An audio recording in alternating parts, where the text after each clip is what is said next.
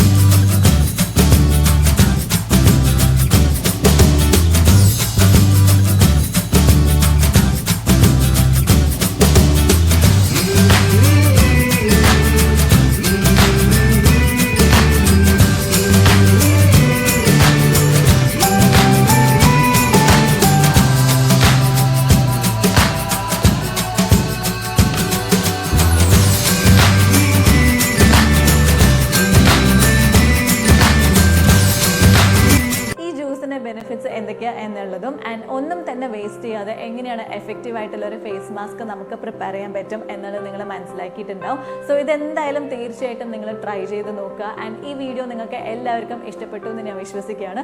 See you in the next video. Till then, bye bye. Monisha signing off. Take care.